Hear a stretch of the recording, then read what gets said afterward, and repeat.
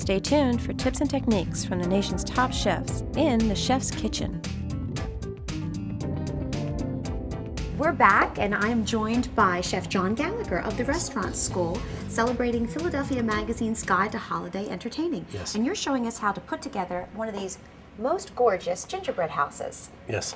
We're going to make the mix up. The mix is fairly simple. And this is for the actual gingerbread. This is for the actual gingerbread dough. This is all-purpose shortening that I'm using. I'll place the shortening into the bowl. So about how much shortening are we using? This is about 1.5 cups to 2 cups. Okay.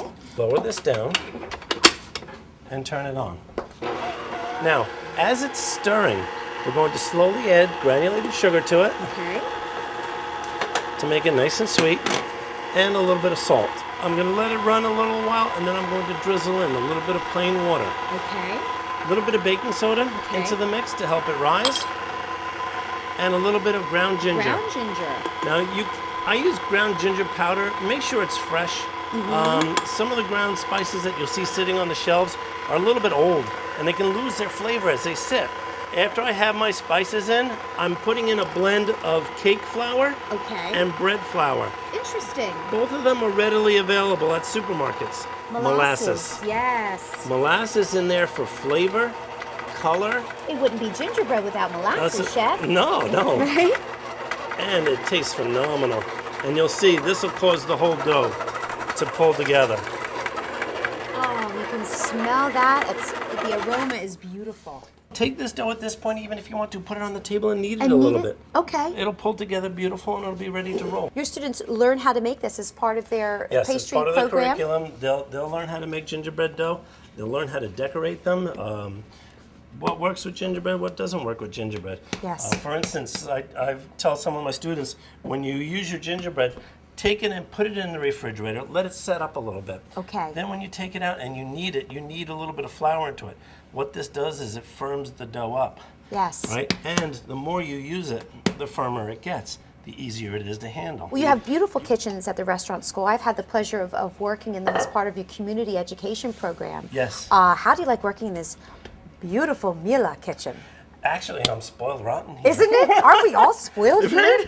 It's like beautiful function and beautiful style married together. Marble table. I do have some marble tables at school, so it is a nice change, but I love working on the marble, especially with the gingerbread, because it rolls so evenly and so nicely. What you'll need to do is to roll your dough out onto the table here, then take your templates, sit them on top, and then trace them. Now, I use a pizza wheel, a plain pizza wheel, and I just go around the outside. Cut out your pieces, pick them up, slide them onto the tray, put them in the refrigerator for about half an hour. And allow them to set up a little bit in the refrigerator? I like to let it firm up a little bit. I like to let it set, and then go into the oven, and then just bake them off. And how long does it take to bake? These pieces take approximately, I want to say 20 minutes in most ovens. With the scraps, you always want to take your scraps, re-knead them together. Okay. Now, when you go to use this another time, it'll be nice and firm, so it'll handle even easier. Every time you use the gingerbread, it gets easier and easier to handle. This is what's called royal icing. It's egg whites, powdered sugar, and it's whipped on a mixer until it gets nice and stiff. It'll take about 10 minutes to get this firm. We also have to remember in our holiday travels and when we're visiting guests or visiting hosts and going to parties that if we want to bring something special, we should visit the pastry shop at the Restaurant School, loaded with all kinds of fresh baked goods. A lot of customers coming in, a lot of happy people. And the best part about it is everything that you sell there is very reasonably priced, like astronomically reasonably priced. So we're giving it away. Yeah, essentially. I'll take the icing with a star tip and I'll pipe a border all the way around. I'll then sit that into the icing, take another half, this is the front half of the building, and just press it against it. No, you don't have to. Oh, look at that. Now, the one thing I do tell people is try and assemble your house at least a day before you need to decorate it. Okay. The reason is that this icing, once it sits out, it sets up and solidifies. So it'll turn solid, not an inedible solid. You can eat it; it'll be fine. And once you put it together, you can keep it out on the counter, and it's perfectly fine like that. As long as you don't have pets, or children, or husbands who like to snack maybe midnight, or wives who like to snack. Or to give you a tip with husbands, we usually steal the candy off the back of the house. Because we figure nobody's going to see it, right?